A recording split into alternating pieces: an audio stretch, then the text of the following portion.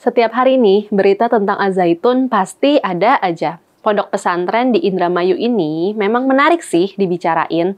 Dia didiriin di tanah seluas 1.200 hektar. Al-Zaitun terlihat sebagai contoh lembaga pendidikan Islam yang modern yang memadukan semua tingkat pendidikan, dari SD sampai perguruan tinggi. Al-Zaitun juga mengenalkan pendidikan keragaman dan toleransi. Santrinya diperkirakan ada sekitar 7.000-an orang. Media asing menggambarkan nih Al-Zaitun sebagai the largest Islamic madrasah in Southeast Asia. Tapi sekarang Al-Zaitun mengalami goncangan yang hebat. Terbaru ada pernyataan Menko Polhukam Mahfud MD bilang, berdasarkan tim yang dibentuk Gubernur Jawa Barat Ridwan Kamil, ada 3 masalah terkait pesantren di Indramayu ini, termasuk dugaan tindak pidana. Pak Mahfud memang belum menyampaikan secara tegas ya, tindak pidana yang dimaksud itu seperti apa. Tapi dia mengatakan dugaan dan unsur-unsurnya sudah sangat jelas. Tinggal diklarifikasi katanya. Potensi konflik masyarakat juga sudah mulai berlangsung. 15 Juni kemarin, ribuan orang yang tergabung dalam Forum Indramayu menggugat mendatangi Al-Zaitun. Dalam aksi itu, massa bukan saja menuduh Al-Zaitun menyebarkan ajaran sesat, massa juga menuduh pesantren itu merampas tanah rakyat. Mereka bahkan menuduh Panji Gumilang melakukan pemerkosaan di pesantrennya. Pengurus Al-Zaitun ya nggak tinggal diam. Mereka juga menurunkan ribuan santrinya untuk berhadapan dengan para pengunjuk rasa. Syukurlah karena kesigapan para keamanan membatasi kontak antara kedua pihak nggak terjadi konflik fisik. Al-Zaitun sudah berdiri sejak 96. Dia tuh memiliki 2 sisi yang bertolak belakang. Fasilitas pendidikannya dari SD sampai perguruan tinggi. Al-Zaitun juga mengembangkan pendidikan non-formal seperti ilmu komputer, teknologi informasi, bahasa, dan pertanian. Di kanal YouTube-nya, Al-Zaitun digambarkan sebagai pusat pengembangan pendidikan budaya toleransi dan perdamaian. Tapi di sisi lain, seperti terlihat dalam pernyataan Menko Polhukam, ada sejumlah tuduhan yang serius terhadap mereka.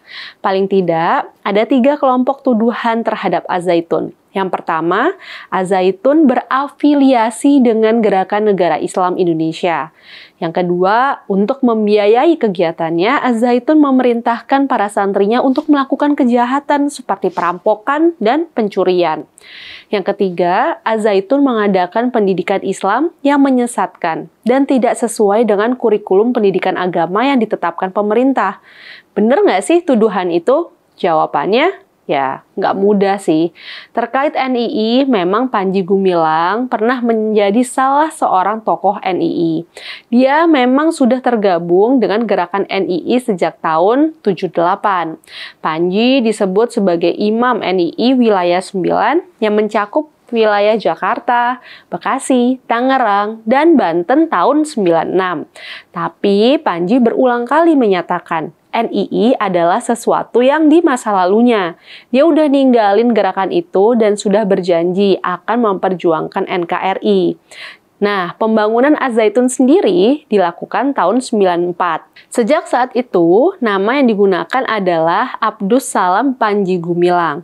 Dan menurut Panji, pesantren itu dia diriin untuk merawat kebinekaan di Indonesia. Al-Zaitun berada di bawah naungan Yayasan Pesantren Indonesia. Bahkan, peresmian pondok ini tahun 99 dilakukan oleh Presiden B.J. Habibie. Jadi, tentang tuduhan merampok, Panji juga sudah membantahnya. Para pembela Al-Zaitun menjelaskan praktek perampokan uang untuk keperluan pergerakan itu memang dikenal dilakukan aktivis NII, tapi nggak dikenal di lingkungan Al-Zaitun. Di antara ketiga tuduhan, yang paling ramai dibicarakan adalah soal ajaran sesat. Al-Zaitun sendiri mulai menjadi perhatian beberapa bulan terakhir tuh gara-gara beredar videonya April lalu yang menunjukkan waktu sholat Idul Fitri di pondok itu jemaah perempuan terlihat bergabung bersama jemaah pria dalam satu saf. Nah, sejak saat itulah berbagai cerita tentang Al-Zaitun menyebar kemana-mana. Ada pula video yang menunjukkan saat sholat berjamaah, ada jarak lebar antara satu jamaah dengan jemaah lainnya. Ada juga video yang menunjukkan Panji Gumilang mengajak hadirin mengucapkan salam Yahudi. Atau juga ada video yang menampilkan adegan Panji membacakan khutbah saat sholat Idul Fitri dengan menggunakan kitab Injil dan kitab Perjanjian Lama. Ada pula yang mengatakan di Az-Zaitun gak ada ajaran kewajiban sholat, berpuasa, dan naik haji. Syahadat di sana juga dianggap berbeda. Ada tambahan bahwa umat Islam harus bersaksi tentang bukan saja Allah dan Nabi Muhammad, tapi juga negara Islam. Kitab suci yang dijadikan rujukan bukan cuma Al-Quran, tapi juga Injil. Bahkan ada cerita kalau perzinahan diizinkan di sana dengan denda 2 juta rupiah. Karena berbagai praktek peribadatan yang berbeda inilah, MUI sudah mengeluarkan pernyataan bahwa Az-Zaitun mengajarkan ajaran Islam yang sesat. Menurut MUI, mereka sempat melakukan penelitian khusus selama 4 bulan tahun 2002. Dari penelitian itulah MUI memandang Az-Zaitun mengajarkan paham dan ajaran Islam yang menyimpang. MUI bahkan menuduh Panji Gumilang melakukan penghinaan agama. Kementerian Agama sendiri pun sudah pernah melakukan penelitian tentang Az-Zaitun, tapi nggak menemukan adanya penyimpangan dalam kurikulum pendidikan agama di pondok pesantren itu. Tapi karena kontroversi Az-Zaitun kembali mencuat, Pak Ridwan Kamil memutuskan membentuk apa yang disebut sebagai tim tabayun untuk menyelidiki Az-Zaitun. Panji Gumilang sendiri melalui video yang ditampilkan di kanal Az-Zaitun menyatakan mengundang tim tabayun untuk berkunjung ke sana. Dia mengatakan tim tabayun bisa tinggal di Az-Zaitun dan melihat sendiri apa sih yang terjadi sebelum tiba pada kesimpulan. Tapi Panji memberi syarat dalam tim tabayun itu tidak boleh ada wakil MUI. Menurut Panji, MUI sudah memvonis Az-Zaitun tanpa mempelajari dengan datang langsung ke Az-Zaitun. Selain itu ada pula alumni Az-Zaitun yang bicara. Namanya Muhammad Iksan yang pernah mondok di pesantren Az-Zaitun selama 6 tahun. Dalam talk show di TV One, Iksan bilang dia juga kecewa dengan sejumlah hal yang dilakukan di Az-Zaitun saat ini.